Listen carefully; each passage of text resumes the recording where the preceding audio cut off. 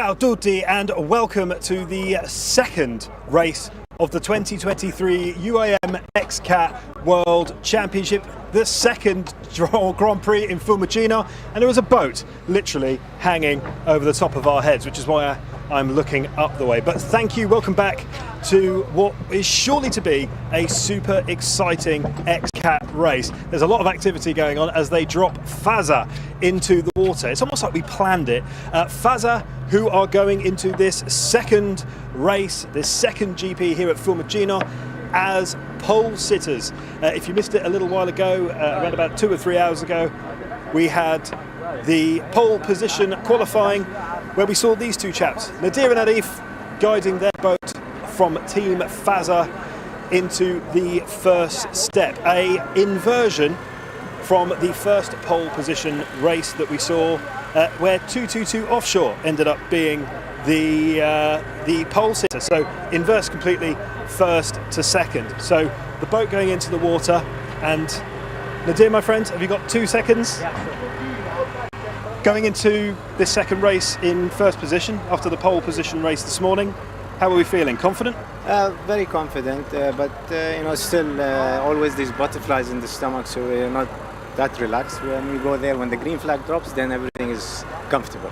So we've got the boat dropping in behind you. There seems to be a little bit of repair work that has been done. Do you think that's going to affect you in the race? No, it shouldn't. The damage we had yesterday from the accident with number 10, but everything is fine. They repaired it, just a minor repair, so it's okay. It's not a problem. Amazing. Good luck. All the best. And there we see just the repair that he's talking about there. So as I get in the way of HPI and Luca Betti of Console Brokers and in the way of HPI. Rosario. Bene, bene. Giuseppe. Very close. I mean, almost like your brother. You look too similar. Yes. It's the hair. You suddenly had a haircut. Yes. You're starting in third. Yes, I'm third. How do you feel? Confident? Yes, I'm confident. I'm really proud today to take a third place for pole position. I hope to good engage in first start lap, and I hope to remain minimum in third or improve the position in the race. Be a good present for your dad. Yes, for my yes. Today's birthday of my dad. I hope I give you the present. Good lad. Today. Thank you very much. Thank you very much. Thank you. Getting the brothers mixed up there. Easy mistake when all you see is the livery as they walk in. But as I was saying, you see the repair there as Faza came together with 222 Offshore. Going to move out the way of the crane there. They came together during the first race of this Fiumicino Grand Prix. They were battling it out on the first corner, first versus second, and it pretty much ruined both their races. And you can kind of see just the electricity tape there, keeping the back of the 400 horsepower Mercury ROS racing engine together. And it doesn't have to be any more complicated than that, to be honest. It can be fairly simple proceedings, which is a lot to be said about racing. You see these boats, you think, God, it's going to cost me millions and millions of euros, and then they put electric tape on it just to keep it together. But fear not, viewer, they are perfectly safe. I'm just looking past the cameraman to see who we can see down there, and we're going to head down to the back of the podium. This is a pontoon. You can tell we've been here for a week. And if I do this, you'll be able to see, hopefully in the background, we'll do a little bit of a weather report. I'll do my best Ulrika Johnson and give you the weather. So it's currently 3:10 here in Fiumicino, and you can just see the clouds coming over. So whilst the pole position this morning was relatively flat, relatively calm, and the swells and the waves were not huge, that played into the boats like Faza and almost kind of like HPI as well. Whereas what some of the teams are going to be hoping for, teams like 222, teams like Team GB who are behind us, they're going to hope that weather front comes over, kicks up the wind, maybe even a little bit of rain, making it a little bit choppier out to shore, And as we get to Team GB, so Team GB were the very first winners of the 2023 UIM XCAT World Championship, the very first Grand Prix here at Fiumicino as well. They didn't get out for pole position qualifying for the first round of that qualifying sessions on Saturday for race 1, and they also didn't get out for the second pole position qualifying setup this time round as well. Now, the race yesterday, they went from last place to come out winners, and they're going to have to do the same thing again today. It was an issue with the fuel line, I was led to believe earlier, and it looks like it's all been sorted because they're here. I'm not going to pick on them today. I'm not going to talk to them. They've got to be in the zone, and I pick on them enough throughout the course of the week anyway. But it looks like boats in the water, which is always a good positive first step, but they're going to have to come from quite near the back, pretty much near the back. But they know that they can do it. They did it before yesterday, so there's no reason, no pressure, live, to do it again. But they'll be fine. But we'll slowly move away because I'm getting a look, and that'll be that. Need to know when to pick up on your cues, because you could be asking a little bit much from crews. This is quite an important time for crews. They're about to go and travel at incredible speeds, put themselves under huge amounts of pressure, both physically and mentally. And the last thing they need is someone like me coming to them and basically chatting in their face. So I've picked on them enough over the last couple of days, but they were the winners of race number 1. As the pontoon just spins there, nice little tango as we go through, and we'll see if they can do the same again. But they will have an awful lot of a pack to go through. So HPI Italia, High Performance Italia, will be starting in 3rd place. We spoke to Giuseppe earlier, who is the brother with the short hair rather than Giuseppe, who has the long hair. It's fairly easy to set them apart, even though I failed to do that. So apologies if you're watching, but it is their dad's birthday today. He has told me that he's 33 again today. Don't know if I believe him, but you've got to take a man at his word. So they're going to be hoping to deliver a podium, maybe even a victory for their dad's birthday, which would be lovely, and see if they can achieve that. So just dodge out the way of a couple of the photographers there.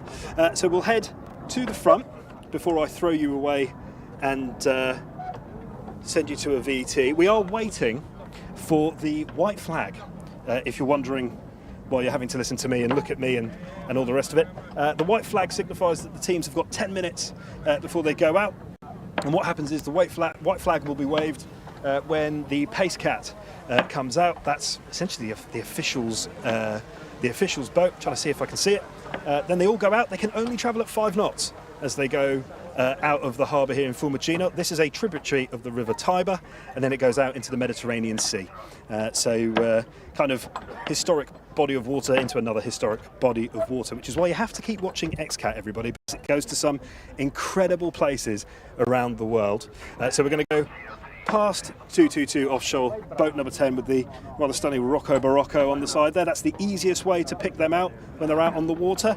Just look for the gigantic fashion logo on the side, and you can just look at that and it'll be fine, and you can see them depending what they're doing and how they're doing it. But fundamentally, it's the easiest way to pick these boats out. But it's a wonderful chance while we're here on the pontoon just to see the curvatures in these carbon fibre hulls. So they are XCAT. It stands for Extreme Catamaran if you're brand new to the sport and to the championship. And catamarans, these ones have a double hull, so 2 hulls, which is why they've got a little gap at the front. So we're going to take one further step back, I think, and see how close we can get. And Mr. Cameraman just see if they can see how small the hatch is there. It's a tiny little hatch, and bit of a tight squeeze. These chaps have to be in fairly good nick to get in and out. It's pretty impressive, and they managed to pop in and pop out. But everybody has to go to work, even the children, even the kids. You've got Hunter over there wearing the wrong t-shirt, not in team colours. That is Darren Nicholson's son. He's got a week off school. He's been allowed out for good behaviour. There's a fairly good chance he might not be invited back, depending what happens. But he's been all right so far, but they're going to put him to work to clean the deck, like every good cabin boy. Exactly. Give the camera a wave. Go on. There you go. I'm not going to give him the microphone because I can't trust him. You won't get it back. I've seen what he's done, see what he's capable of. But 222 offshore looking pretty much spick and span, ready to go after the small bump and grind that they had in race number 1 yesterday. But they will head out in 2nd position after the pole position qualifying session this morning. And it looks good. They've done a great repair job on it, to be fair. It's had a bit of a bang and a scrape, but fundamentally it looks okay. And then we have XCAT, so they finished second yesterday in the first race of the Fiumicino Grand Prix. They had to do a similar job to the one they're going to have to do today. So they're currently sat down in 5th position after this afternoon's qualifying. And they started at a similar position yesterday, in fact. So they know they've got it in them. They had a great strategy in the first race.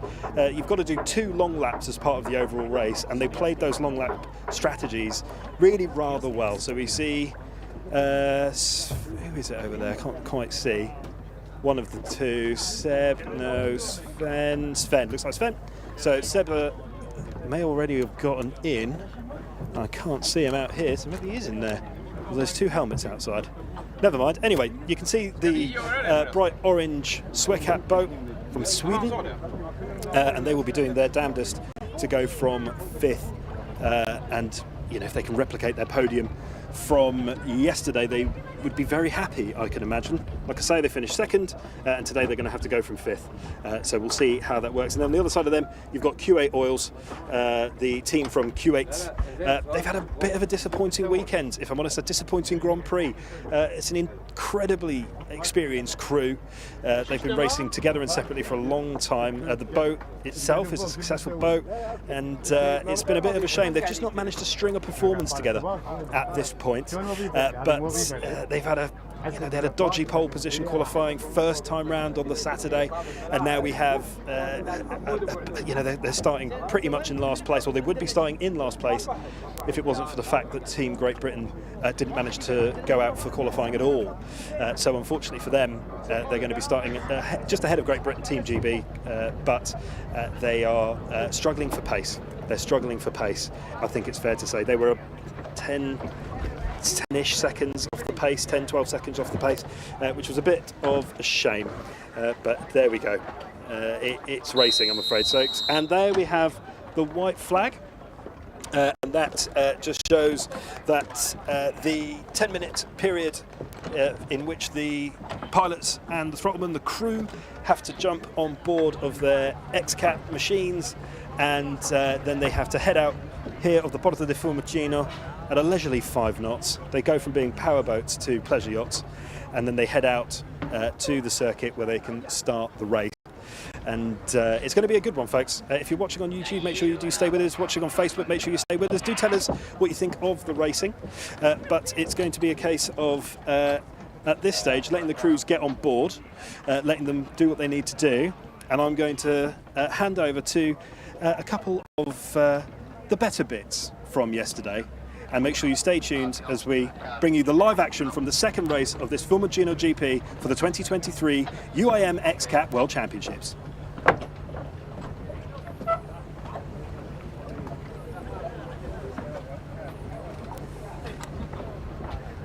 Came over them when they raised the white flag because I had nothing.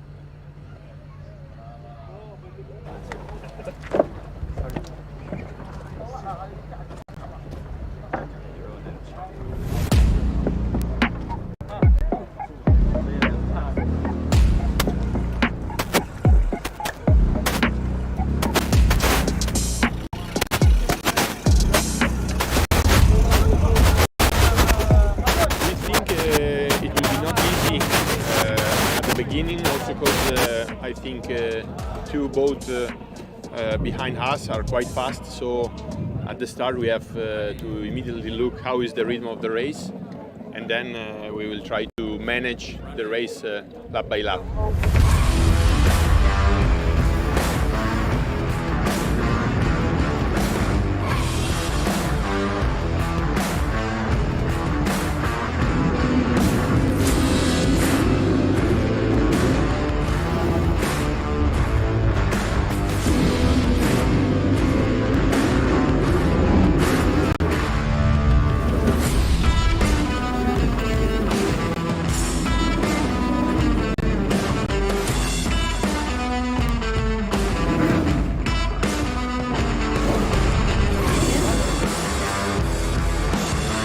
It was hard and we kept pushing, right the way through the race until the last 2 or 3 laps we could start backing off so we didn't break the boat once we realised people had crashed and so on. So yeah, we pushed hard to get to the last few laps and then we started backing off a little bit.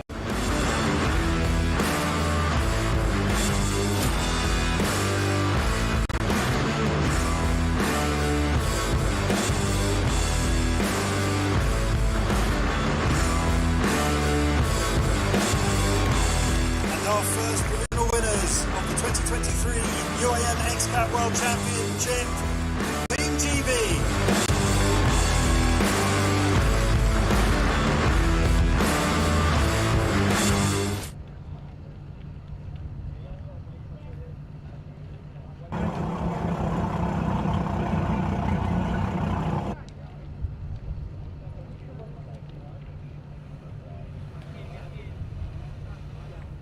Already tuned in earlier on. We did have the pole position session and we're heading into the second race of the season and the final race for the Fiumicino Grand Prix, where Faza comes in first, helmed by Nadir Bin Hendi and Arif Al Zafain. In second place with 222 Offshore, helmed by Giovanni Carpidella, and in third place HPI Racing Team of Rosario and Giuseppe Schiano di Corda. Stu, what's the vibe out like there? Do you know what? It's quite exciting. It's interesting. There's well, first of all, the temperature's dropped, so I regret wearing a polo shirt out there. I did run into Shelley Jory Lee, who is the team manager of Team GB, and she did comment on my attire. It was, I'm going to say it was positive, but she's absolutely right. It was not. I was not wearing a sufficient garment for the weather out there. We have been in jumpers and jackets today, but the weather being as is, it was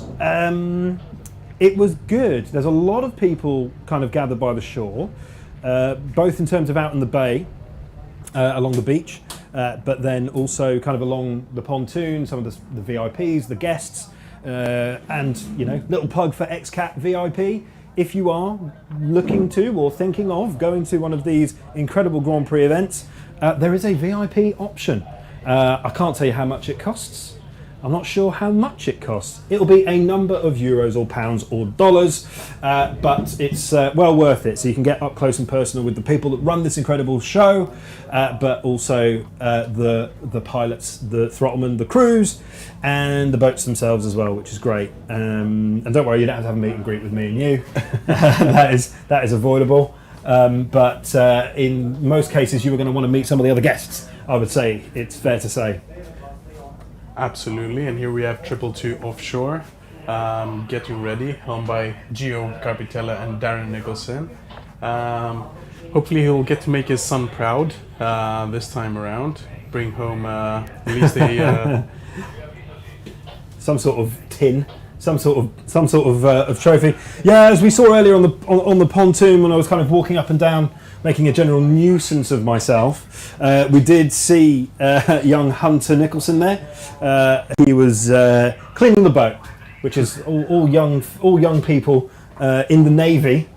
Traditionally, it would be young cabin crew would have to clean the decks, the young cabin boys. And this is a boat, an XCAT with some strong Australian Navy background. So only fitting that the youngest member of the crew was there swabbing the decks. But it was great down there. As we mentioned when I was down there, the whistle went off in my ear. We had the white flag, so there is a limited time now that they've got to go out. As you can see, some of the boats there, they're not rushing to get out. They are hanging around, and there's no reason to rush out. You've got 10 minutes to get out there and get ready for what's ahead. And what is ahead, I hear you ask? Well, maybe John can answer that question for you. Of course, Drew. 10 minutes before the start of a race, the green flag will be raised, and the PaceCat will call all of the race boats in pole order. All the boats will leave the pontoon accordingly, and following the PaceCat, we'll proceed on an actual parade onto the race course. Following the parade, the boats will have to line up side by side in preparation for the actual start.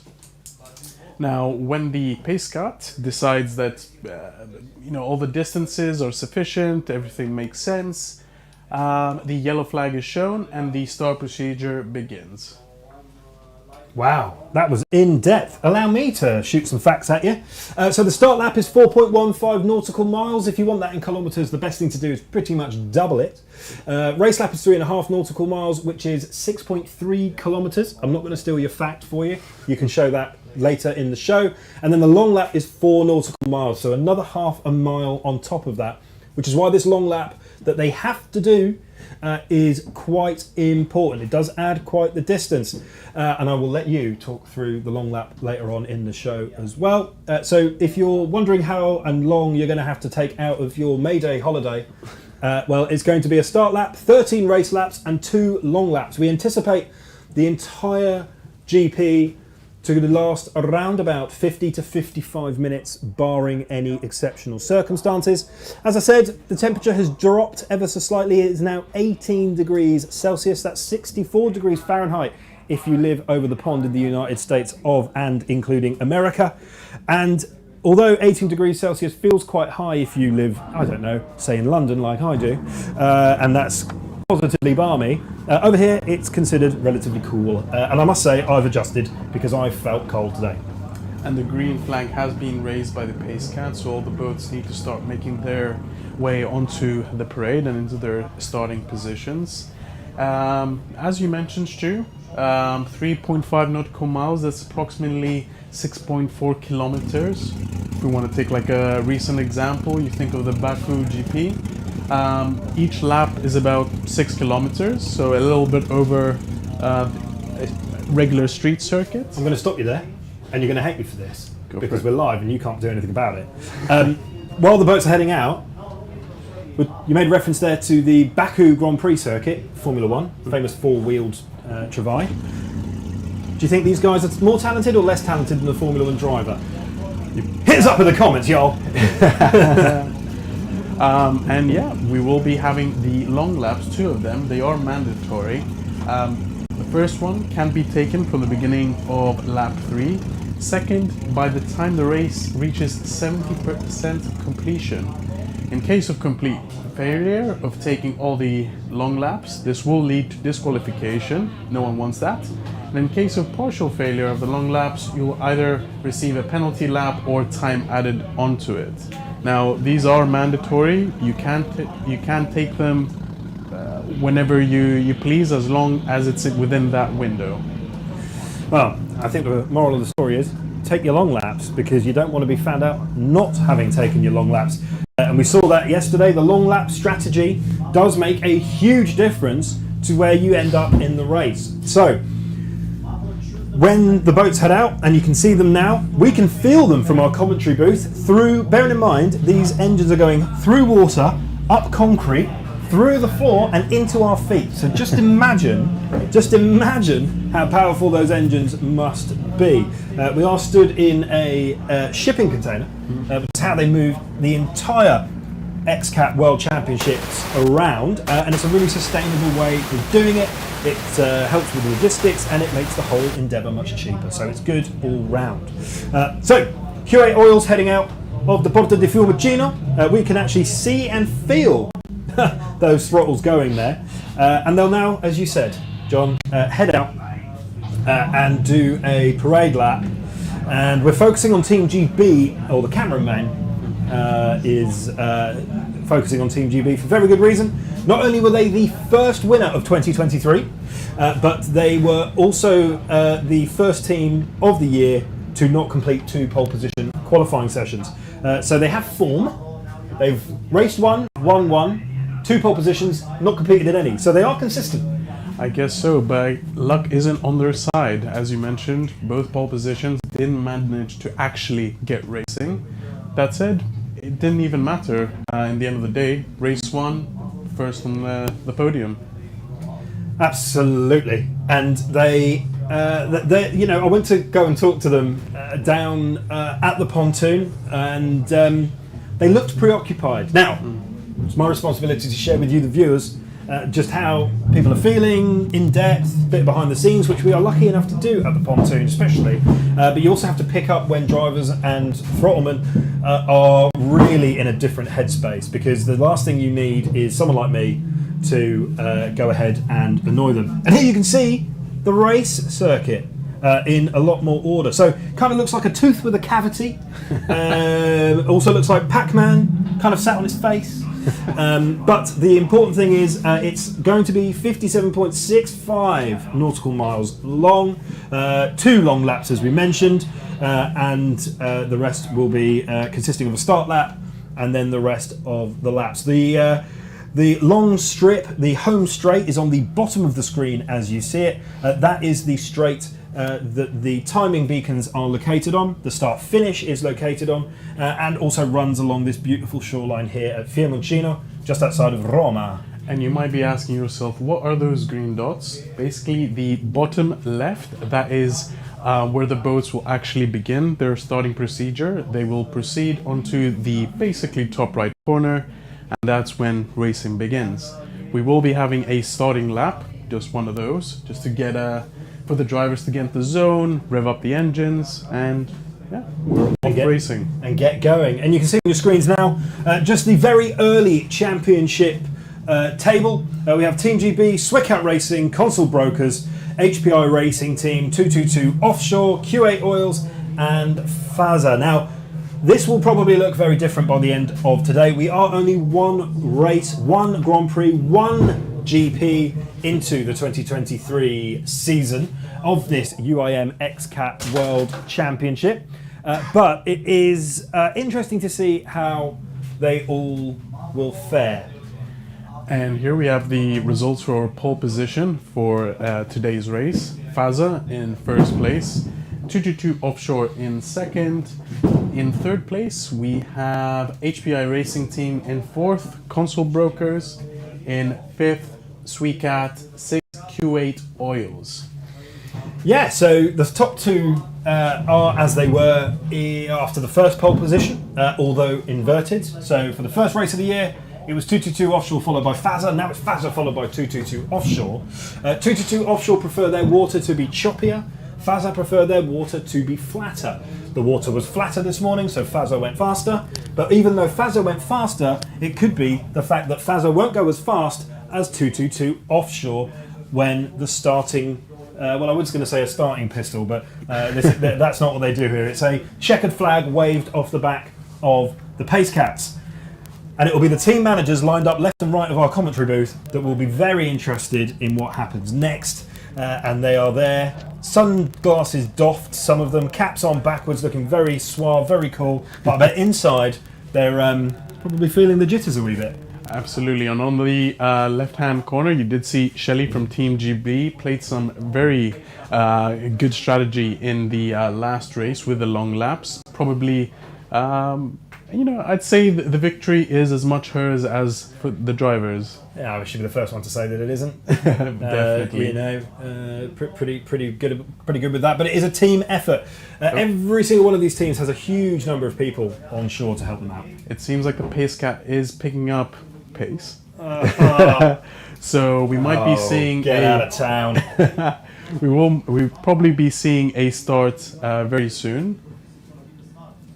Yep, they're turning around now. We can just about see them from the commentary booth. The general rule of thumb is if you hear myself or if you hear John saying, I can see them, that means that they're getting pretty close to the start-finish line and the back straight, or the home straight, I should say, of the circuit. Because that is where we're located, right at the far end of the shore, nearest to where the boats leave, where they come home, and where their timing is taken. And in this case, with the race, where the start and finish is signified as well. So what will happen is the Pace Cat leads at the front, making sure that the group, the gaggle of XCATs, I don't know what a collection of XCATs are called, maybe this will be an occasion for us to give it a name, but they will be getting ready to give them the signal to go.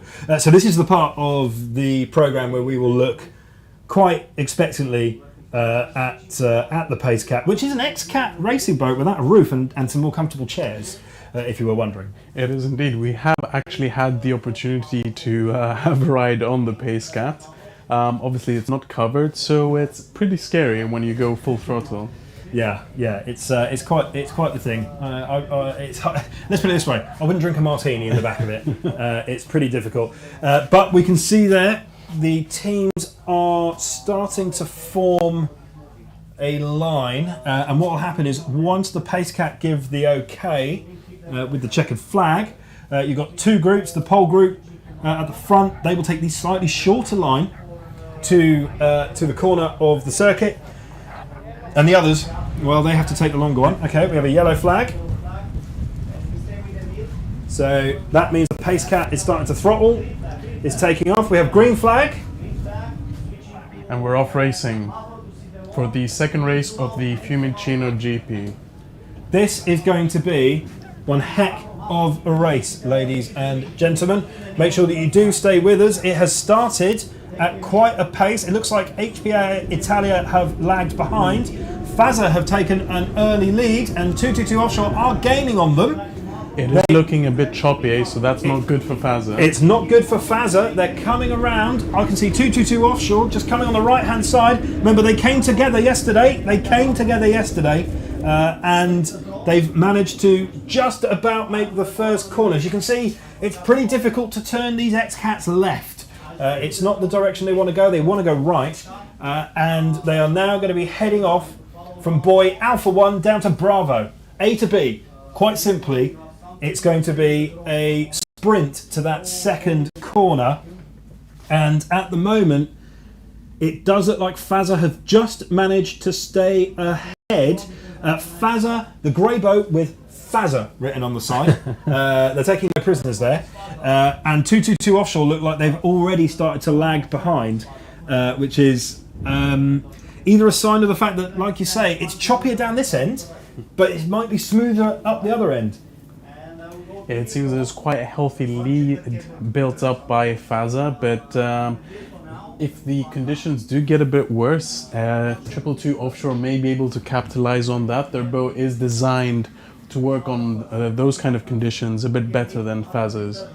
Yeah, Fazza's probably leaning on the fact that the boat does a lot of work out in water around the Emirates where the team is based. That's where they do a lot of their testing, and so you can imagine the setup. Given the fact that this is a long year, you've got to make a decision. How are you going to set your boat up? Are you going to do it for choppy waters like we have here, or get ready for a longer year where you think, well, actually it'll be slightly flatter in Dubai when we go to Dubai at the end of the year? Is it going to be slightly flatter in the Black Sea when we head to Romania and Bulgaria for the Constanza Grand Prix, which is coming up after we complete the Fiumicino Grand Prix and after the Basilicata Grand Prix, which is coming up immediately, less than a week now, which is quite exciting. Anyway, back to the action.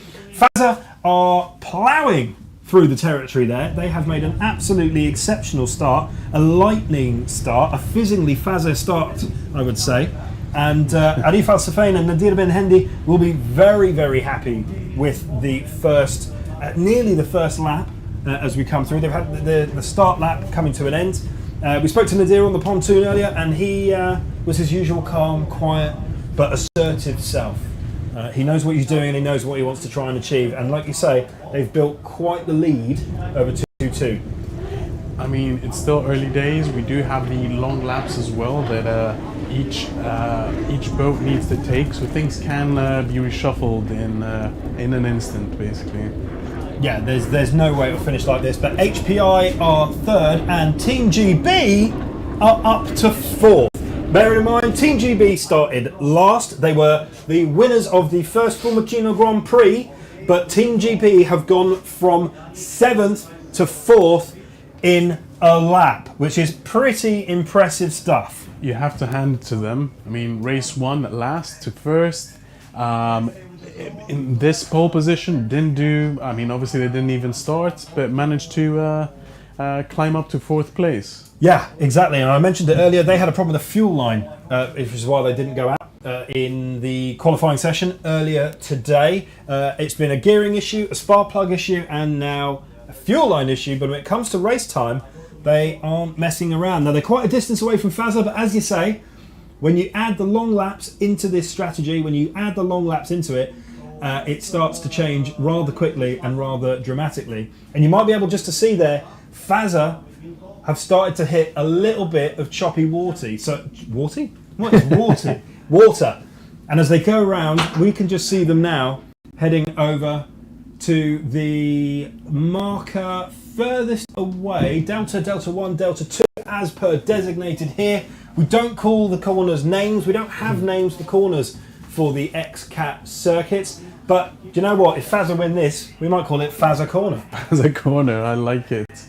They have built a 6-second lead in front of 222 offshore, but I have a feeling this is going to change very, very, very soon. Well, we were here, same time, same place yesterday, and we were watching a very similar race unfold. The main difference now is that the top two haven't run into each other. So if you missed it yesterday, race 1 of the Fiumicino Grand Prix, it was Fazza and 222 offshore coming together in the first corner, which knocked 222 offshore quite off course, and they finished in 5th. And Fazza fell out of the race with damage to their engine. You're quite right. Damage to the engine. Giovanni Capitella did mention that they were constantly worried about any engine alarms throughout the whole race. So I will probably be a better one today. And I wonder if that's in the back of their minds, that they've got issues with the boats, issues with stuff. We'll never really know. They're pretty quiet when it comes to these kind of things. But at the moment, Fazza taking a bit of a tumble over quite a big swell there. That completely threw them off course. Now, it might not look like the highest waves and highest swells out there, but the other day they were 1.5 meters, which is pretty aggressive. 222 offshore then, are actually falling further behind. HPI Italia are staying the course in 3rd, which Papa Di Colla will be very happy about, given it's his birthday today. Buon anno. But Team GB at the moment being really impressive as they've jumped ahead of Q8 Oils, XCAT and Console Brokers. It seems like we're going to have a nice fight for 2nd, 3rd and 4th place. You have Team GB chasing after HPI for 3rd place, and HPI and 222 offshore going at it.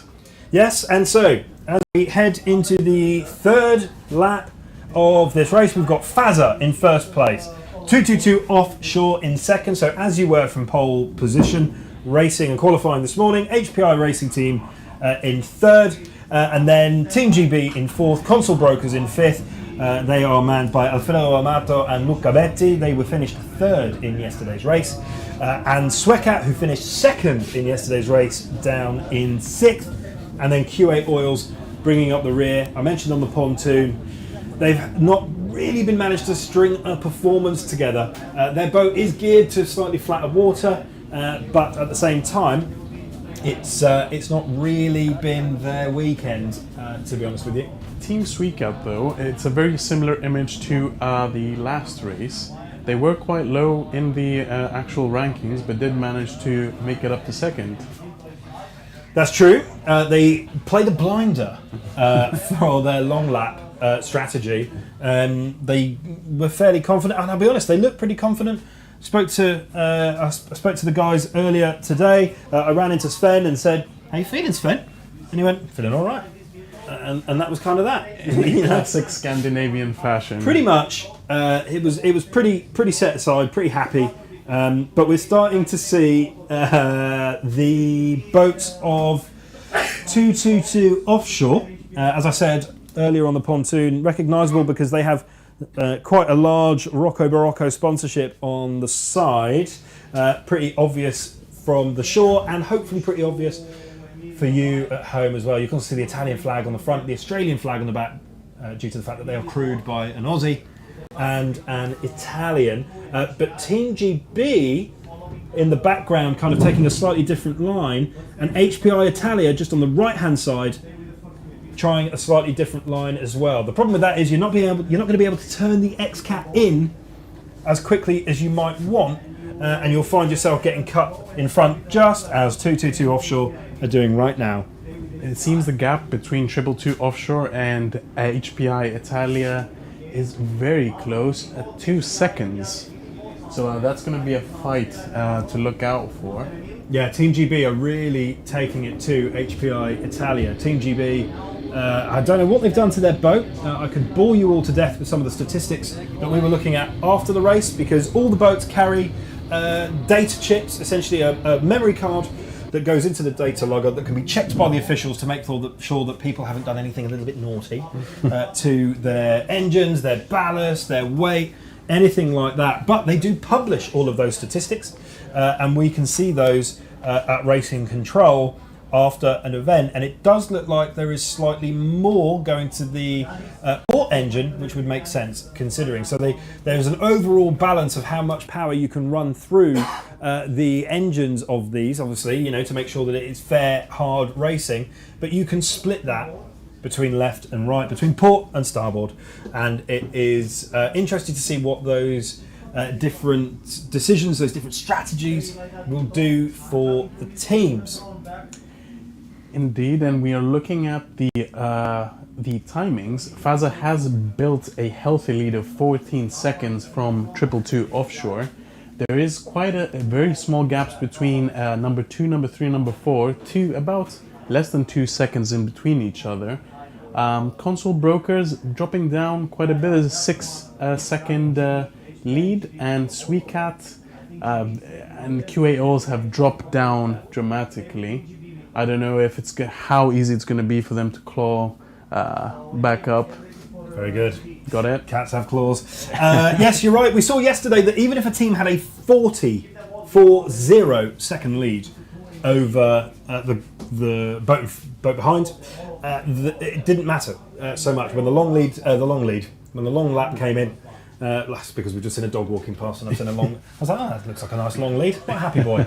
But when the long lap comes round, 40 seconds even is not enough. So while you're talking about a 14-second gap between offshore and then 16 seconds further back from that, and then an 18 second further back, then it makes a difference. And Team GB are running away through the screen there, and they will probably overtake HPI Racing because they have decided to enter their long lap.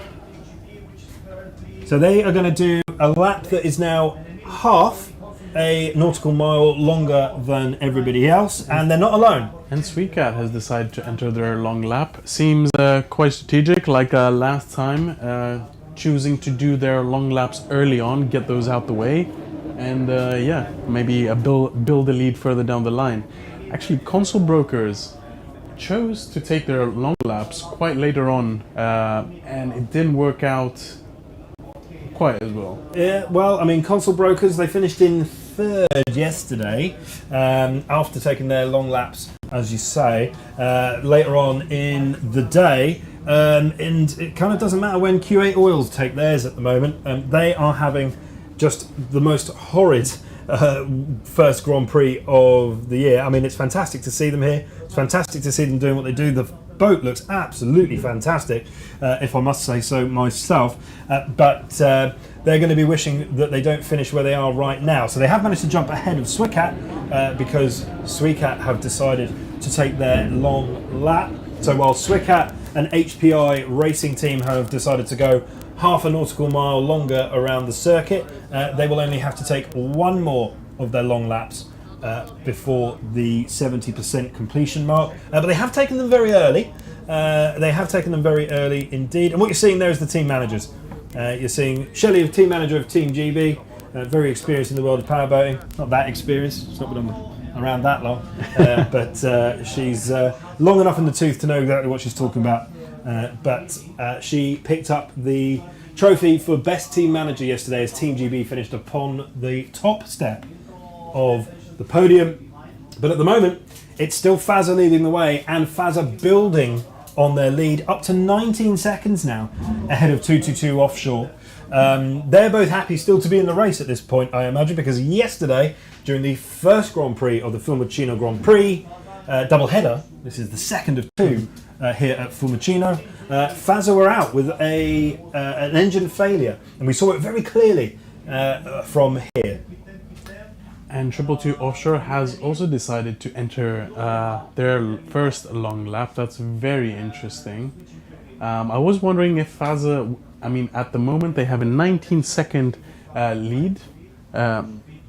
So will they be entering their long lap anytime soon? Well, maybe it's a case of 222 offshore, basically going for the undercut. Get it in now, and then when Fazza come in for their first one, the idea is that 222 offshore will be ahead. Fazza not quite building a long enough lead ahead of 222 quite yet to match them, but you might find that Fazza decide the very next lap to come in. I'm not going to bet my house or my hat on it, but I would say that there's a fairly decent chance that Fazza are going to come in now and do their first long lap. I'm going to look very silly if they don't do that, but that is how I assume it's going to go. But because 222 have come in for their long lap, it does mean that Team GB have jumped ahead of them into second. Team XCAT has decided to enter their second long lap, basically consecutively. A very similar tactic to that played out yesterday. Well, it worked really well for them yesterday. As you say, they did both of their long laps really early doors yesterday. They're doing the same again today, and that means it's out of the way and they can just concentrate on getting on with it, which is quite impressive. It worked for them yesterday. They finished second on the podium after the first race of this 2023 UIM XCAT World Championship, which is very, very impressive. And they'll be carrying that speed and that determination from yesterday into today, no doubt. They did have a slightly poor pole qualifying session. I was going to get there in the end. Easy for me to say with my false teeth. But now we're looking at XCAT, the team from Sweden, as they head towards the start-finish line after the completion of the long lap, I imagine. So they will be pretty keen now just to put the throttle down and get the job done. So Fazza, followed by Team GB, who are yet to take a long lap. 222 Offshore, who have taken their long lap. HPR Racing Team, who have also taken a long lap. Q8 Oils are now up to 5th. They have not taken a long lap. XCAT have taken both of their long laps. And that now means they can concentrate on the job in front of them. And Console Brokers are dead last, which is a really interesting place for them to be. They're two very experienced, very competitive individuals. They will not be enjoying their position right now. But as we know from yesterday, everything can change. There is still 40 odd minutes of this lap, this lap, maybe a long lap, 40 odd minutes of this race remaining. We've done 6 laps. And we're now moving into what could be quite an interesting phase of this Grand Prix here at Fiumicino. Make sure that you do tell us online whether you're following us on YouTube, Facebook, maybe you've popped over to the Instagram page to have a little look about all the lovely photographs and moving images.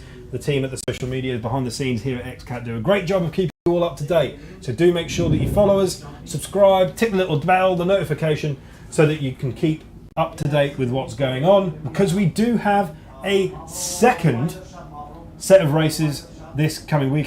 Down in the south of Italy, we've got a race where these boats will be heading over. Teams like Fazza, see all your favourite teams and drivers heading down there, which will be well worth it. There is a quite a substantial lead built up by Fazza at the moment. I'd imagine at 21 seconds, I'd imagine they'd have to start taking their long laps soon enough. Team GB in a very good place, though, second place. As I said, clawed back the way up to the top. 222 Offshore in third place. HPI Racing Team in fourth. Q8 Oils in fifth. XCAT in 6th, although they have taken both of their long laps, so I'd imagine they're not going to stay in that position for much longer. And Console Brokers in 7th, and they haven't taken any of their long laps. And we see the top two haven't taken their long laps. So you've got Fazza still need to go in for a couple of long laps. Team GB still need to go in for a couple of long laps as well. And it looks like Q8 Oils have come to a complete standstill. Actually, it's Console Brokers. It's Console Brokers. I've just seen Q8 go past the window. Very similar colours from far away. So that answers our question, why they've dropped down down the pack. Must be having some form of mechanical issue. Yeah, so we see there they've been dropping down the pack steadily. They've got themselves into a bit of a predicament, and that's Console Brokers there. The team of Alfredo Amato, Luca Betti, Console Brokers, the Neapolitan behind the cockpit there. And Luca Betti, World Rally Champion veteran and a successful man in multiple racing categories. They are limping away from the race circuit and getting themselves out of the way, out of harm's way, and making sure they don't become a nuisance for the rest of the teams out there. Interesting fact about Luca. You ready for this one? Yeah. Yeah. Motorsports brings people together. So actually, his father Andrea used to pair up with his uncle to compete in Italian race rallies. Now, his father Andrea actually met his mum. He actually used to compete with his future brother-in-law. So yeah, motorsports, you know. And then Luca came along. Lucky Luca. I mean, that's exactly what you need. But not so lucky today, unfortunately. Console Brokers limping out of the race. So it is just about the 6 of them left out there. Fazza still in front and have built a 21 and a bit second lead ahead of Team GB, both of whom haven't taken their long laps. And HPI Racing have just popped up on our screens to tell us that they are entering their long lap. And it is long lap number 2. So when they have completed this long lap, this 4 nautical miles, then they are going to be scot-free as they head into the rest of this Grand Prix. I think that's quite a smart decision by team manager and dad Antonio. Happy birthday again, Antonio. They are in a good position in 4th place, quite close to 222 offshore, but getting both of them out the way, and they're good to start climbing back up. Yeah, it's a good call. They've got to take it, and it does have a huge bearing on how these XCAT competitions, how these XCAT Grand Prix, how these XCAT races. Could I say XCAT one more time? Of course I can. XCAT. It does have a huge bearing on how they all end up, yeah, a good call from HPI to come in at this point. The front 2 haven't taken their long laps yet, so when they start to use their kind of lives up, if you like, and have to go off for their long laps, then we're going to see 222 offshore, HPI, possibly even Q8 Oils start to pop up. But Q8 Oils are yet to take their long laps as well, so it's not exactly as you want it. But here we see XCAT going toe to toe with Q8. Indeed, it seems like they're making a bit of a move to try.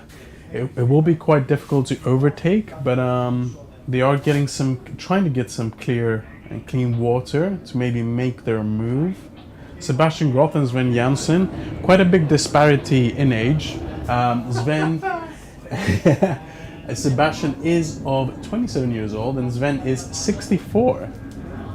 Well, there you go. By my count, they're about 4 seconds behind XCAT.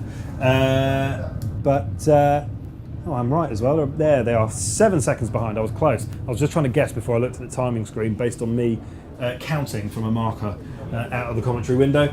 So a little way to go, but Q8 Oils needing to take their long laps. So if XCAT play the long game, they're not going to have to wait too long to hop in front of them, I imagine. XCAT, of course, have taken both of their long laps at this stage, so they can basically concentrate on the race ahead. So at the moment we have Fazza's lead building over Team GB, but they are both going to have to come in and take their long laps. Then we have 222 offshore, HPI Racing Team, Q8 Oils, XCAT and Console Brokers are out. That's the big news so far. We have the 3rd position from the first race of this 2023 UIM XCAT World Championship. They are out. So 222 offshore has entered their 2nd long lap. I feel like this is a very strategic decision. Obviously, Fazza in 1st place and Team GB have not entered either of their long laps. So perhaps they're gonna capitalize on that as soon as they both jump in the long laps. 222 offshore has those out the way, and they can regain 1st position possibly. It's a strong move. Console Brokers are just limping past us there. They've obviously made the decision that it's safe to get past. It looks like they've got an engine out, which is unfortunate. So Console Brokers are on the way out and just making their way past the 2 Bolizzi jet skis that make sure that swimmers and wayward boaters don't end up in the way, which is quite important. So 222 offshore taking their long lap, as you say. They are going through the timing belt now and zipping past Consul Brokers, who are no longer in the race, obviously. They have had a mechanical issue and have decided to pull out. And HPI Racing Team, they are really gunning it. They are in 4th position as it currently stands, but Rosario and Giuseppe, they are heading off down the race circuit at quite literally the rate of knots. We spoke to Giuseppe earlier on up the pontoon. Of course I called him Rosario because I wasn't looking, and I just saw the boots and the bottom of the race suit there, so apologies for that earlier. But they are brothers, they do share similarities, they walk the same, something I don't know if they realise, and they're feeling confident. They want to deliver a podium for their dad today, their father's birthday today, Antonio celebrating, and looking no older than 32. So he's wearing it well, despite the fact that his kids must put him through hell out there. So they do well. The team managers for QA Oils are seeming a bit concerned. Then you have team manager Josephine, one of the youngest person to ever manage an XCAT team. She was appointed as team manager when she was only at the tender age of 21. I don't remember 21. It was a long time ago. Has it been a while? It's been a while. It's been a while. But there we go. It's the team managers, as you say, they know a lot more about what's going on inside those cockpits than we do. They have a direct line to the crews inside. They are going to be telling them what's going on. They might even be listening to us, John, and deciding what's happening based on that. So if you are listening to us, team managers, I wouldn't take any advice from us. We don't know what we're doing. But if you're listening to us at home, then you will be seeing Fazza as they fire along, doing very, very well, building up quite the lap. Nadir and Arif there, they are 2021 XCAT World Champions. They have been dubbed the Legends, and with good reason. They are legendary on the water. Quite rightly so. Team GB is running their long lap.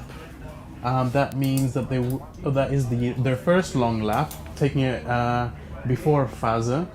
Let's see if 222 offshore will make it to 2nd position, and now that Team GB has entered their long lap. Well, yeah, fair play to Scott and Martin. They've had their fair share of engineering issues across this Fiumicino Grand Prix. It's not been plain sailing for them at all, but they've made the best of it. They're chirpy chappies, and they do very well. So, as you say, they are taking their first long lap of the 2nd race of the Fiumicino Grand Prix, hoping to get the jump on Fazza. Fazza still yet to take a long lap. So Fazza, from what looks like from here at least, the kind of strategy where they're just going to try and build up what would have to be one of the world's biggest leads ever in XCAT to avoid being caught as they go through the long lap procedure, of which they still have 2 to do. But, world champions, they know what they're doing. We were lucky enough to be there to see them raise their championship in 2021 in Dubai. It was a home win for home champs, and it was fantastic to see. But are they going to go on and do the same here as QA Oils start to head towards the time of it? And that is the manager there of QA Oils team there, looking, I don't know if it's concerned or he's just generally stressed because it's quite a stressful, high pressure environment. But either way, he's on the phone talking, so we'll have to figure out what they're doing there. But in the meantime, we have news from Camp Fazza. Fazza has entered their long lap, so that's Team GB and Fazza entering their first long laps. Fazza has built a 44-second lead onto Team GB. So and then we see Consul Brokers being in the pontoon. Luca and Alfredo must be gutted. Yeah, they're not going to be happy about that. They had a strong pole position race, pole position qualifying this morning. They were running in decent, and they must have just had an issue going out. But there we go. Either way, Fazza taking their long lap, 40-odd second lead.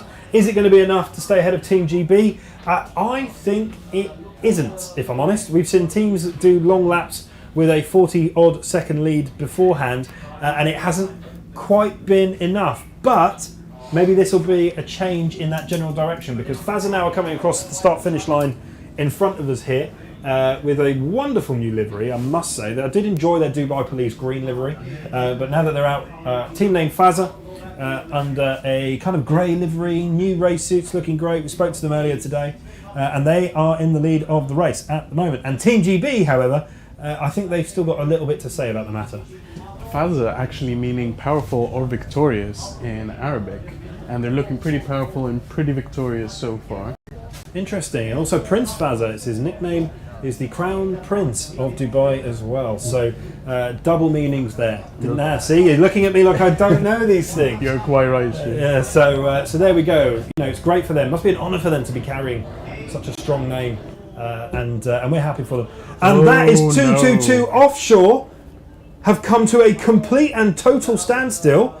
That's Giovanni Carpidella and Darren Nicholson, the pairing there that have had strong pole position qualifying across the entire Grand Prix, but have had terrible races every single time, and they are still able to move under their own steam. But I'm just trying to see where they stopped. I'm almost crawling out of my commentary window. It looks like, well, we'll come back to them. We'll see, but it looks like they've stopped just on the final corner. Echo 1, the two boys marking the corner there. It looks like they've just lost all power as they've come around the corner. And that spells the end of their race. Well, this is wide open now. Well, Giovanni did mention that they were experiencing major technical issues following the incident in yesterday's race. Maybe the mechanics didn't manage to provide a more long-term solution. Well, this is it. You know, we were seeing earlier on the pontoon that some of the engine parts are being kept together by electrical tape, and maybe it has been as simple as just they had enough to go during the pole position, but not enough to go a full race distance, which is a real shame.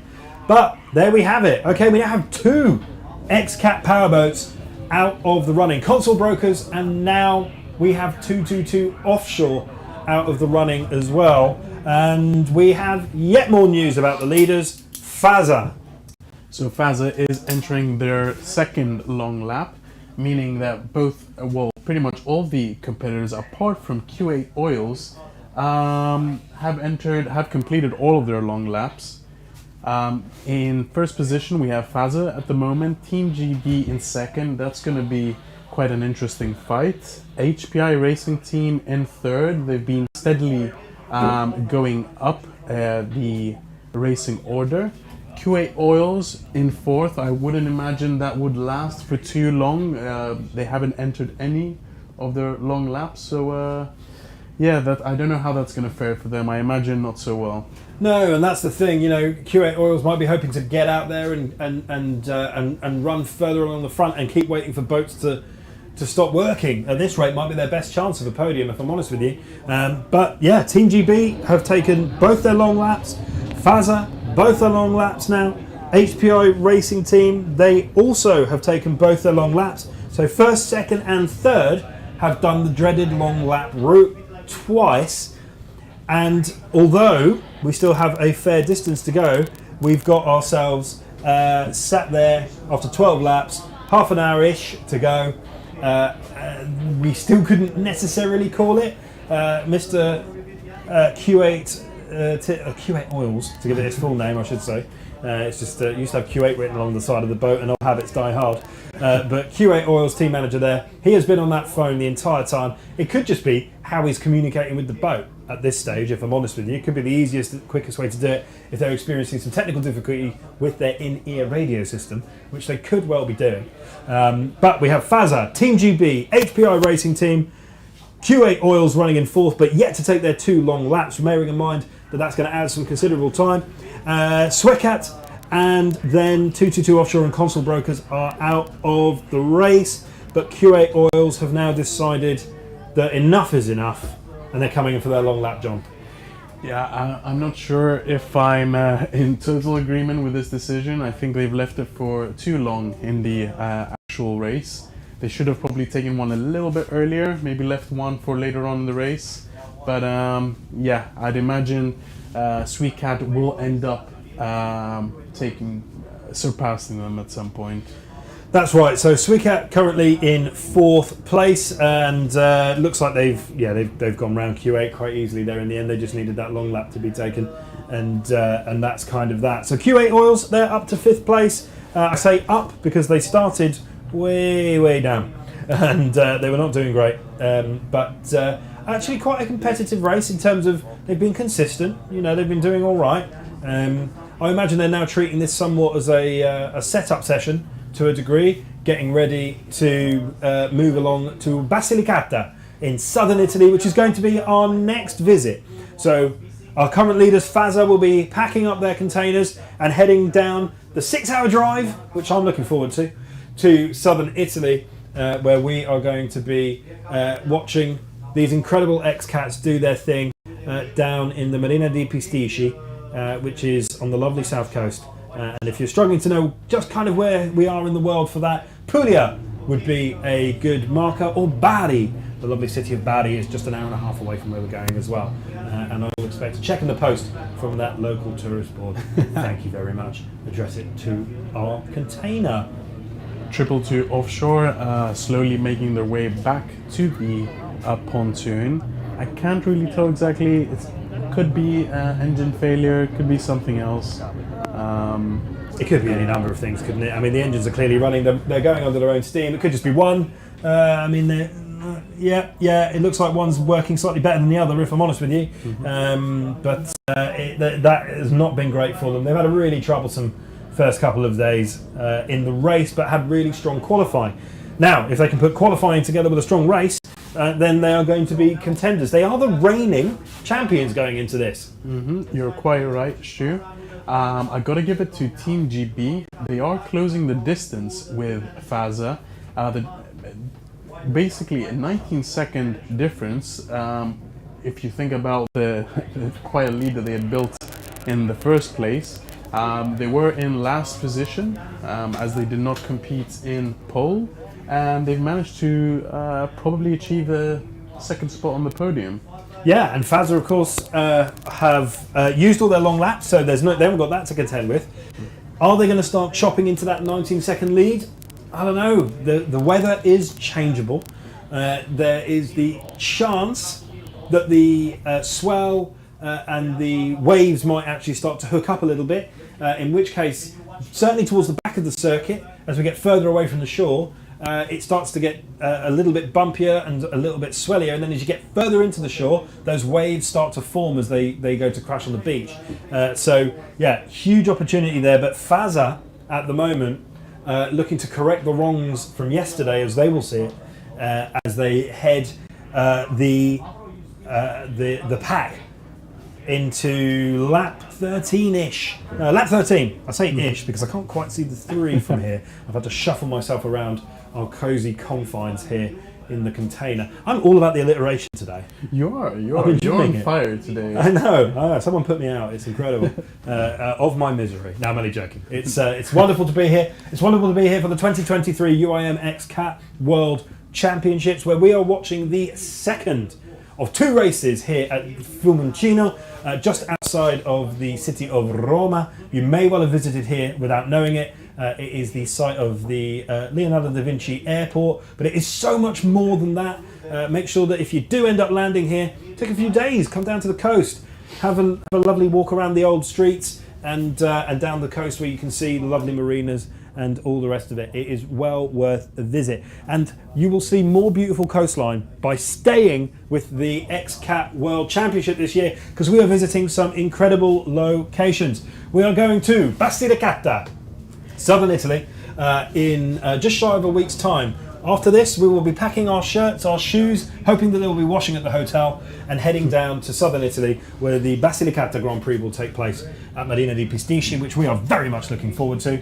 Then you don't have to wait long before the boats come back to town, because we're going to head to the lovely city of Constanza, which is in Romania on the Black Sea coast. We will be heading there to watch these incredible XCATs do their thing, and just a week after that, we're going to head just about an hour south of there to the city of Varna, located in Bulgaria, where the teams will strut their stuff. So you have got a couple of months of incredible XCAT action. Then there's a little bit of a break before we head to the Emirates, where we will be watching these incredible boats and this incredible 2023 UIM XCAT World Championship come to its conclusion. But we still have a long way to go until that point, and a long way to go for HPI Racing Team, who are currently in third place. They are 43 seconds behind Team GB as it stands, but they are currently in the place of where they started because of the podium qualifying, and I am running out of words to take out of my dictionary for free, so I'm going to hand over to John, who's going to say something to save me from myself. Team GB has been chopping away at the difference between Faza, 4 seconds off their difference, slowly making their way up. HPI Racing Team, the difference between HPI and Team GB is quite substantial at 43 seconds, so I couldn't see them making their way onto second unless Team GB makes some horrendous mistake. In fourth place we have XCAT, again a notable difference of 1 minute 34, and QA Oils in fifth. And obviously we have 222 Offshore and Console Brokers out of the race. We will be giving you some more updates as we go to the paddocks later on in the afternoon. That's right, it's a 5-cat race at the moment, so we've lost a couple, which is unfortunately, often the case. There's quite a lot of stress that these two ROS Mercury racing engines are under. They might have 400 horsepower apiece, rev to 6,500 RPM, and do incredible stuff at the back of the XCAT. But unfortunately, when they go big. And this is what has happened for some of the teams out there, but not for Faza. Faza are currently in the lead. Faza's manager there looking very happy with the setup. Always a really nice man. Not that we expect anything different, but always takes time out of his day. We know he's busy, and he's always saying good morning, and he's always asking how we are, and I don't know, maybe so that we give him preferential treatment in the commentary box. And do you know what? Carry on, it's working, because we will always say hello back and make sure that we talk about Faza when they're out there as a team, which is fantastic. Two of the most experienced drivers out there, and Throttleman, one of the best crews in terms of performance and silverware, and they passed the timing line in front of us. Still in the lead, and we see, it's getting a little bit choppy out there. Team GB taking that like a speed bump in a council estate in Merseyside, and I'm not entirely sure what I meant by that, and I hope I don't get lynched, but it's all good. Team GB, Scott and Martin there. Scott looking really quite relaxed actually earlier on when we spoke to them, but we're just looking at the weather because we were threatened with rain. And high winds, or at least kind of temperate rains and winds, which could well have made a difference. But it's a possibility of rain. It's certainly very cloudy. It's gotten very overcast. I put my sunglasses away earlier. I didn't seem to need them, but I think it's going to remain like that. We do have our rain jackets, and unfortunately, whilst we are in Italy, it does rain here on occasion. But at the moment, it looks like the rain is holding off, the wind is staying relatively low, and the swell isn't being too aggressive. And I will say this, Team GB would like it to get a little bit choppier out there. They've cut the lead down to 13 seconds, so it could well be that I'm talking utter nonsense and it is getting tougher out there. Or maybe Team GB had a little bit left in the tank, and they've decided now, more than ever, with just shy of 20 minutes left, that they've decided to go for it. Yeah, they are slowly chopping away at the lead. Took 2 seconds off the difference. Quick recap: first position Faza, Team GB in second, HPI Racing Team in third, XCAT in fourth, QA Oils in fifth, and 222 Offshore and Console Brokers out of the race. Yeah, crying shame. They will probably have taken the boats out of the water already if they can, been packing up into their containers and getting ready for the next Grand Prix, in between some diagnostics that they'll want to run on what happened there. Smash the boats back into the containers where they are propped at a 45-degree angle? What angle is that? Kind of basically, they tip it ever so slightly on the right-hand side so they can fit in the container. The containers are then loaded and either driven or taken by water down to the next event. So it's quite something to see. If you ever do find yourself at a UIM XCAT World Championship event, I recommend hanging around for those kind of things, because it actually adds to the interest. Certainly it does for me. So we have Faza still currently in the lead. Team GB doing their damnedest to cut the lead, which they are doing. They're kind of playing a little bit of cat and mouse, or cat and cat, as it is at the moment. And the two team managers having a little bit of a laugh. It looks like Shelley's kind of almost thrown the towel in there, getting a handshake. But we're now starting to see the white flag, which means this is the penultimate lap. They're not going to catch them. I'm relatively comfortable saying Faza are going to win the second race of this Fiumicino Grand Prix. Thank you very much for watching, everybody at home, everybody here at the shoreline. Thank you ever so much for being part of this. We really do appreciate it. Make sure you tell us how you felt. And we are heading on to, well, it'll be the podium after this. Yeah, you're quite right. Dubai Faza team's managers are looking very happy with themselves. They will achieve their first points for the season, 35 in total for first place. Team GB will most likely get another 30, moving up to 65, so building up a lead in the scoreboards. Yeah, so Team GB doing very, very well there after the first two events of the 2023 UIM XCAT World Championship. But as they're coming around for their final wave of each of the corners, we know that we're going to have Faza in first place unless they suffer catastrophic engine failure at this point. Team GB in second, very well done. Remember, they didn't take part in the pole position Grand Prix, the pole position qualifying earlier. So they've come from last to second. HPI Racing Team, they are going to be doing this for their dad. It's their birthday. It's his birthday today. A podium for dad and team manager today. XCAT, they've had a frustrating race. They're finishing in fourth, one better than their qualifying performance. And Q8 Oils finishing in fifth by the looks of it, unless they fail to complete, but they will be in fifth. And that is going to be it for them. A disappointing weekend, but nice to see them out there. And I'm sure they'll come back bigger, better and stronger. 222 Offshore, who started in second after qualifying this morning, out. Console Brokers, out.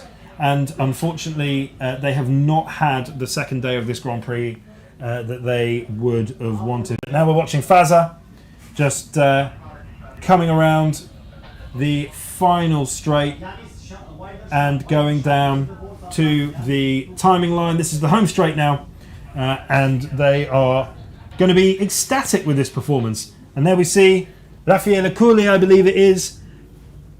It is Raffaele Cooley, yes, the UIM president. He's got the checkered flag. He's going to call for the end of the race. He loves this bit of his job. And that is Faza, winner of race number 2 of the UIM XCAT World Championship, Fiumicino Grand Prix. Massive congratulations to Team Faza. And in second, good old Team GB, who continued chopping away at the difference between Faza throughout the whole race.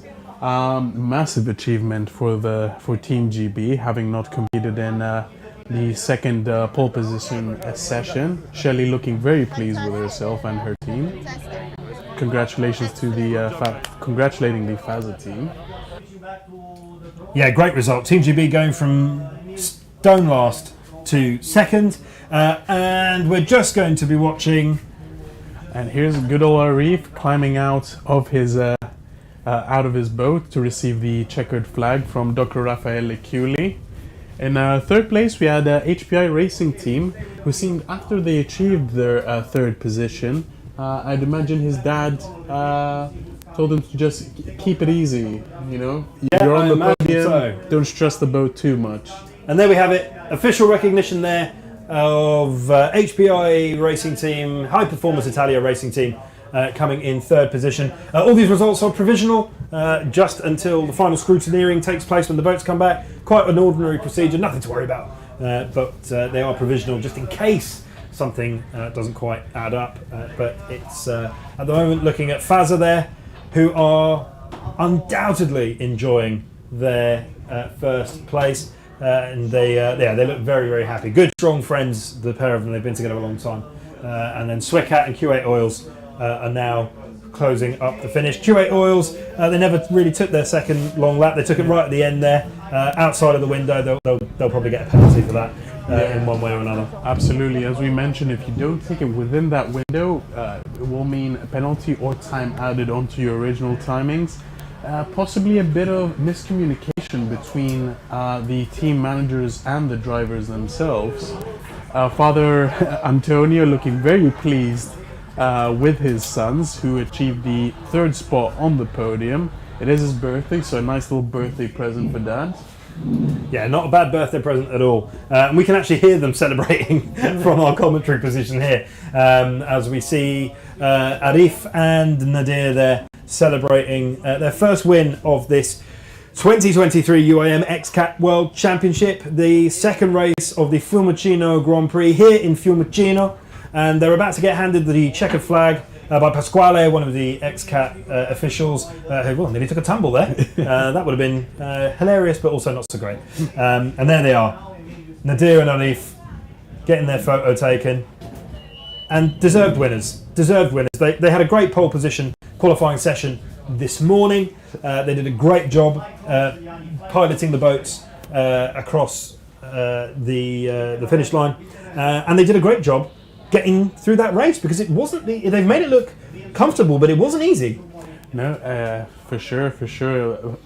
I guess it's a race full of exciting moments. I did not expect 222 Offshore or Console Brokers to end up in the position they're in.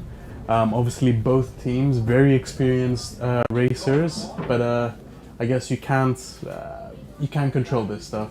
It's never over till it's over with XCAT. This is the reality of it, and this is why you need to tune in for every single round of this year's UIM XCAT World Championship, because we've covered this for a few years, and they're all like this. They're incredibly close, incredibly competitive. They're addictive. The adrenaline is addictive. So the boats will now head back to the pontoon. They will undoubtedly congratulate each other, themselves and everybody else. They're going to go down to the pontoon. They'll be loaded out of the boat, lifted out, and then they are going to head over to the pontoon, the podium rather, to collect their silverware for winning the second race of this Fiumicino Grand Prix. Now, as part of the podium procedure, just in case you were wondering, because I can see you asking, the winners, or the podium sitters from the pole position qualifying session earlier today, will also be awarded their trophies. So we'll have 222 Offshore will get on the podium again. It happened to them before, so they'll get on the podium and they will have to receive a trophy for their performance in qualifying.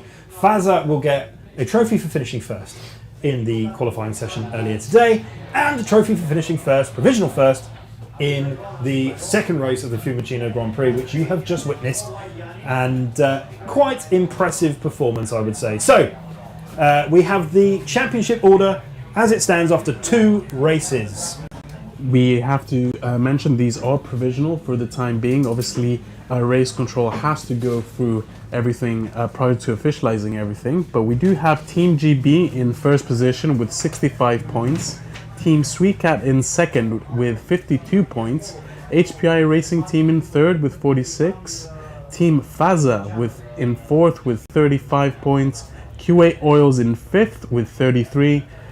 Team Console Brokers in 6th with 26, and 222 Offshore in 7th position with 18 points. It's been a tough start to the year for 222 Offshore. So much promise, yet unfortunately when it comes to race time, just issues outside of their control. Like so many, to be honest with you. It's been a bit of a tough one for some of the guys out there, but I'm sure they will come back stronger. And as you say, Team GB leading at the beginning of the year, followed by XCAT, who didn't have the best race, but strategically really well done. So congratulations to everybody there. You can see there the pace cat being guided back in to the harbour. 5 knots maximum speed, please, ladies and gentlemen. Let's just think about other road users there. So they're going to be heading along there as they moor up. Faza will be moored up. We'll head over and have a chat with them for our highlights programme and our roundup programme. So do make sure that you do subscribe to the Is It Fast or the XCAT podium setup for YouTube and for the Facebook as well. Make sure you don't miss a single thing. Well, you can ask the question, is it fast? And the answer is yes. I got ahead of myself there because they are fast. And yeah, incredible stuff. So the winners there coming alongside the pontoon. You can see the entire paddock from our drone shot there, which is fantastic. You can see just how big it is, how much space we take up, but also just how many people work on the championship. I think at this point it's very important that we say a big thank you to the whole our production team, who did bring some incredible coverage from the races in Fiumicino, along with the organizers themselves and the local authorities. I'm sure the locals at Fiumicino enjoyed themselves this weekend. Nadir bin Hendi and Arif Al Zafain with the checkered flag in first position for the Fiumicino GP Race 2. There you go, team managers shaking hands there, fair play. So, there we have it. The winners are in, they're happy, looking pretty chuffed with themselves, and so they should be. So, what's coming up next? Well, do stay tuned because we're going to bring you the podium celebrations. There's going to be a couple of trophies handed out, and we will join you there and make sure you don't miss it, because it's always nice to see the delivery of their hard work. And yeah, wonderful stuff. So do stay tuned. You can make sure that you do watch the celebrations unfold, and we'll join you in the shortness of time as we bring you the podium celebrations coming up next.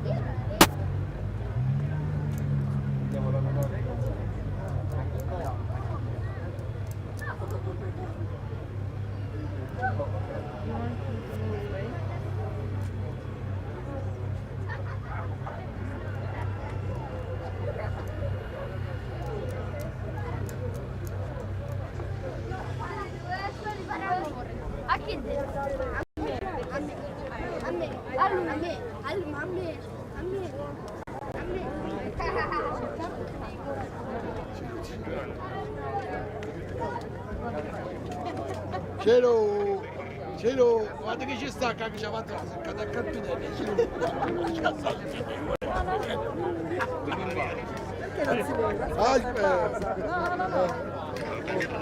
Ma perché dove vicino? Lui sta in pausa, ha messo lui in pausa. Ha messo in pausa.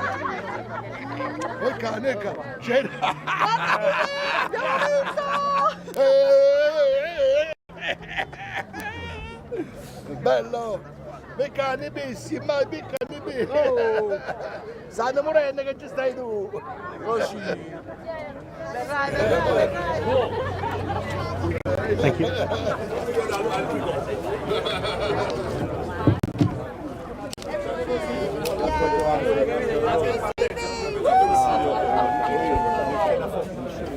Good evening, signore e signori, ladies and gentlemen, and welcome to the award prize-giving ceremony of the last day of round one of the Italian Grand Prix di Fiumicino of the 2023 UIM XCAT World Championship.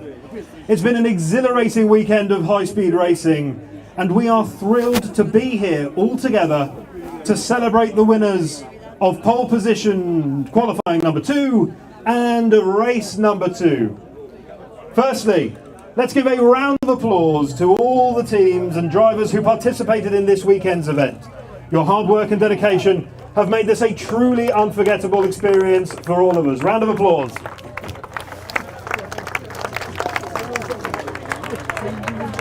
You know what that is. And a special thank you to each and every one of the residents of the city of Fiumicino for being such incredible hosts and putting up with some of us, but being wonderful to be around. So thank you very, very much.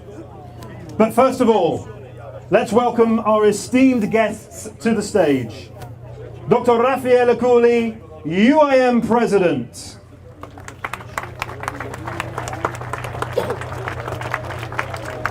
Armando Fortini, President of the Lega Navale Fiumicino.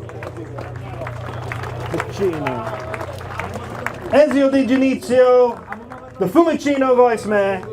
Hello everybody. Giuseppe Strano, Commander of the Capitaneria di Porto Guardia Costiera. My Italian's getting better.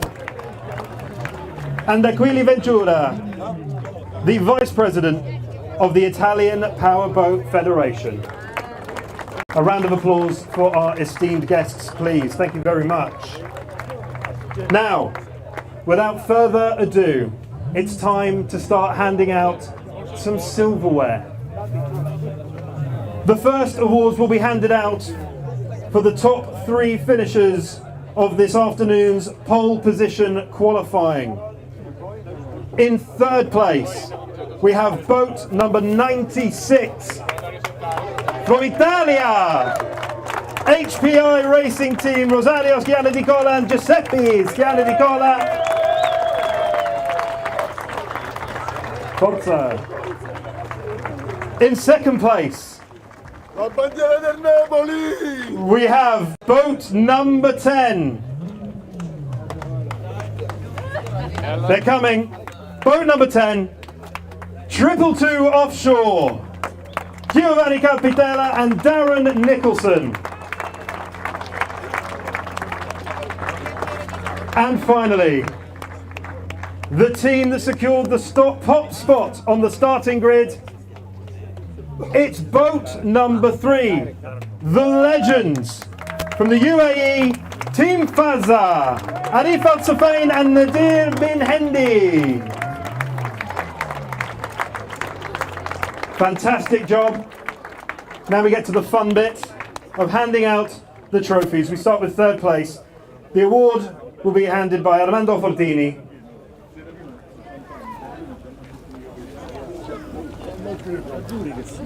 Winner, winner. You get to go as well soon. Congratulations. Well done. Second place for 222 offshore, the award will be handed by Ezio Di Ginnazio. Congratulations. 222 offshore there. Big round of applause. Rubbish, isn't it, mate? Rubbish. And finally, for our podium sitters, the trophy will be awarded by Aquila Ventura to Arif Al Safain and Nadir bin Hendi, Team FASA.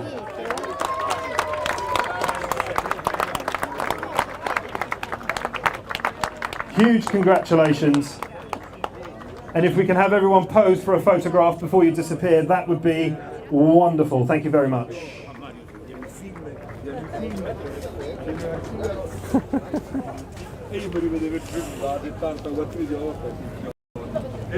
Smile.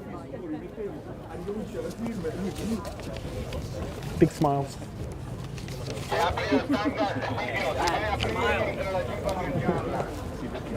Hey, look. Well done, everybody.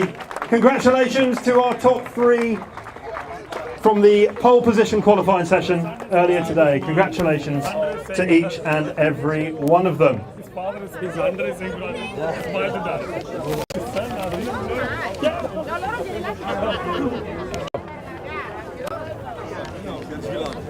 I might need you.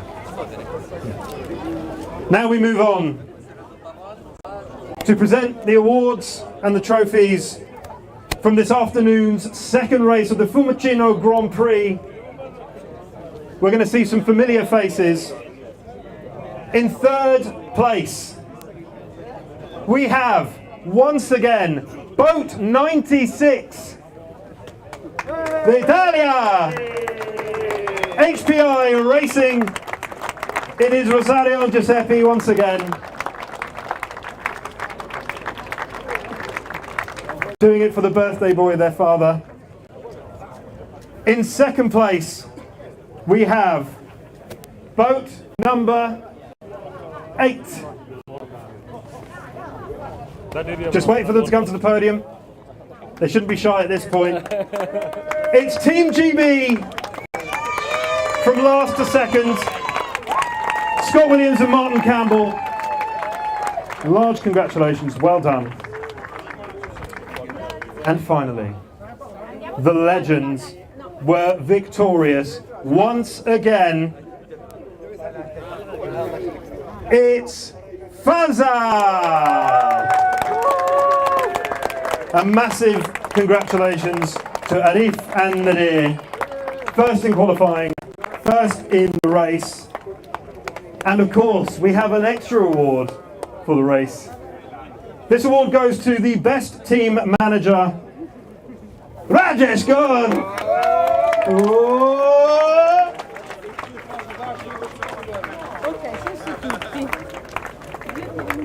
Congratulations. Wonderful job. So, to hand out the trophies, first of all, to HPI Racing, third place. If we can ask Aquila Ventura to hand over to the third place podium sitters. Wonderful.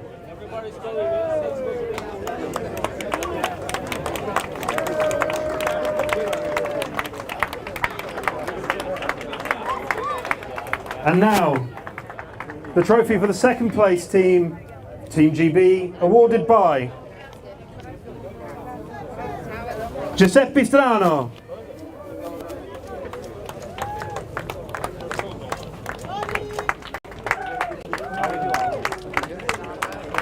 It's a lovely hat.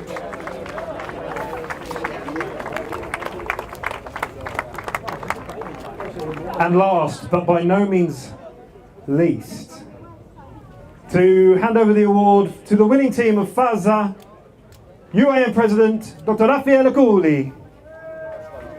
Cooley. Exactly, Cooley. Che dice? Cooley. Congratulations.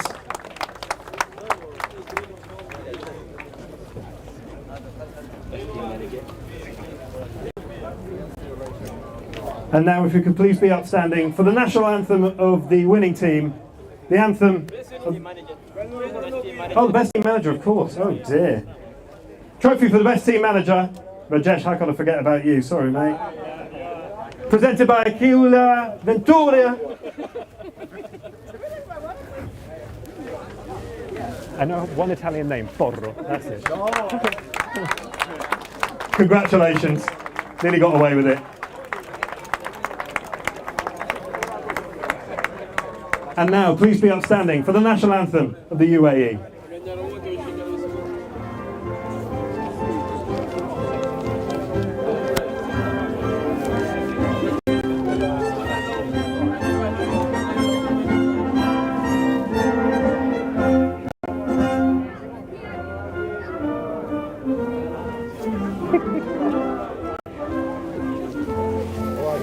I'm good, you? Now the work really begins. For sure. Yeah.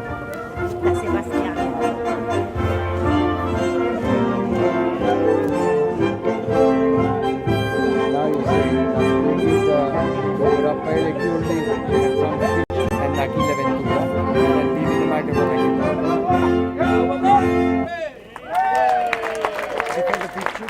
Thank you very much. We're now going to have a few words from Raffaele Chiulli and Mr. Ventura. Bravo, thanks. Ma praticami italiano. No bene. I was told that I need to talk to you in English. So on behalf of the Next language you have to use Romanian, it's the same. On peut aller à la France, on peut aller à la France, no? I'd like to express my heartfelt thanks, first of all, to the city of Fiumicino. I think you've been an amazing host. So, please, an applause for the city of Fiumicino. And I would like to thank also the one who made this great event possible. So we have the Capitaneria de Porto, we have the local police. So that was a great job as well. Thank you so much for your services. Thank you. But allow me also to thank all of you, because when I spoke with our teams, our racers coming from all over the world, they said that they felt really at home because of your friendship, because of your so warm hospitality. So on behalf of all of them, I'm sure that I can say to all of you, thank you for that. Thank you.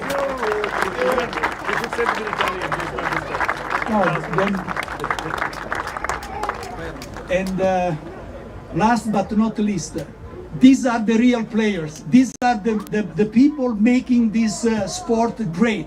So thank you to all of you, and looking forward to see you to the next race. Thank you so much.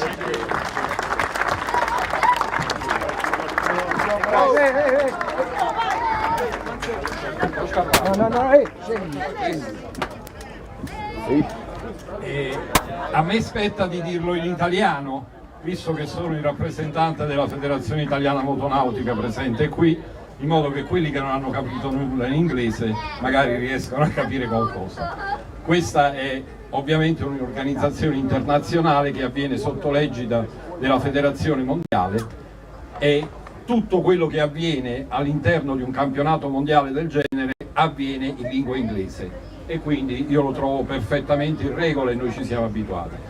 Io voglio ringraziare anch'io, come ha fatto il presidente Chiulli, la città di Fiumicino per la grande collaborazione che ha fornito al comitato organizzatore e alla XCAT. Voglio ringraziare le forze dell'ordine presenti in campo, prima di tutto la Guardia Costiera, in secondo luogo ho visto molto attivo anche la Polizia in Mare, la Guardia di Finanza. Voglio dire, è questo tipo di collaborazione che a noi consente di andare avanti. E faccio solo una battuta, ma questa è un po' più per gli addetti ai lavori.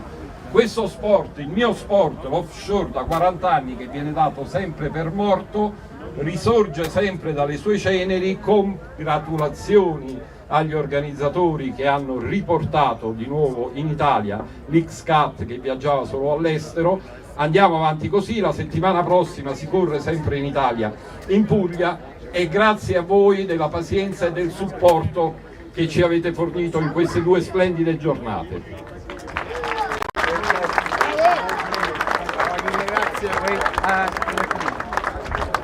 Allora, grazie a tutti, io mi unisco ai ringraziamenti che sono stati fatti per l'organizzazione di quella che è una manifestazione che per noi è stata unica in questi giorni, seppur con un tempo un po' incerto, ma che ha resistito e ha permesso a tanti nostri cittadini di godere di questo momento. Grazie davvero agli organizzatori prima di tutto, ad Armando Fortini che ha collaborato in questo senso, come io un ringraziamento lo devo fare a tutte le associazioni di volontariato come la Polizia di Stato in congedo, le Misericordie d'Italia, che hanno dato un contributo essenziale, perché le cose riescono se tutti insieme, noi istituzioni della Capitaneria, la Polizia di Stato, tutte le forze dell'ordine che sono state coinvolte riescono a fare le cose bene se insieme si lavora, e soprattutto si lavora per le cose belle e le cose che promuovono al meglio la nostra città e le nostre comunità. Quindi grazie davvero a tutti quanti voi e alla prossima volta.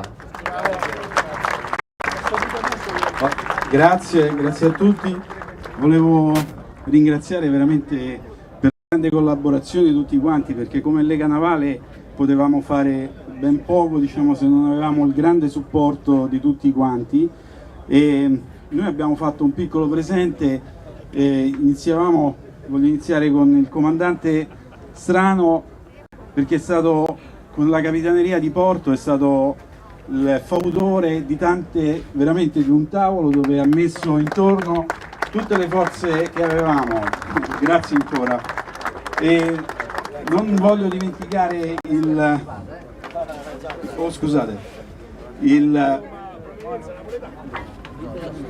sì, possiamo liberare i team, prego. Un applauso ai team.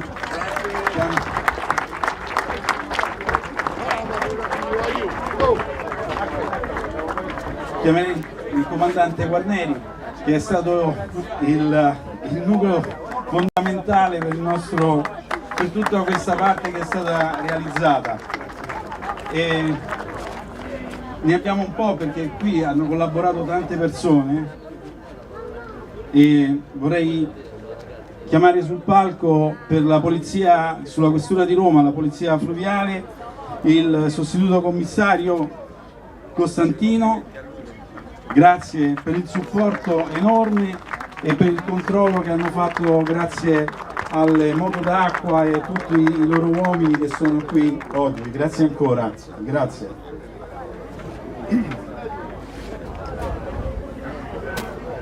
Non posso non premiare il presidente Raffaele Giulli per la sua presenza e per aver riportato anche qui questa grande manifestazione. Grazie ancora. Adesso, scusate, vorrei anche ricordare tutti quelli che hanno messo, diciamo, la sicurezza in terra, e vorrei chiamare la Misericordia, perché hanno dato un grande contributo. Grazie. Grazie a Elisabetta Cottani, la governatrice di Fiumicino, che ha creato un grande punto di soccorso e soprattutto di supporto a tutti i team. Grazie. E non può mancare certo chi ha fatto l'organizzazione a terra, il controllo dell'organizzazione dei volontari di Vivere in Sicurezza. Non c'è, stanno ancora tutti sul campo, purtroppo. Saranno. Eccolo. Ecco Bruno, che ormai è conosciuto da tutti. Grazie, veramente.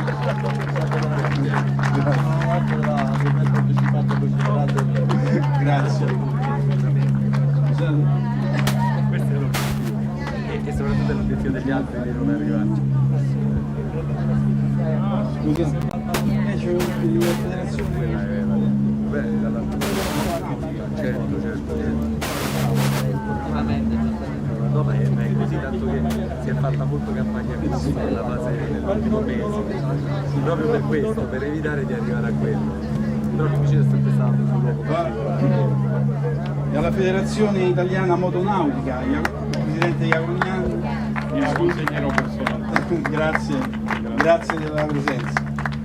Grazie a tutti, speriamo di riportare ancora una volta tutti a Fiumicino e vi aspettiamo per il prossimo anno se tutto va bene. Grazie ancora. Grazie. Thank you.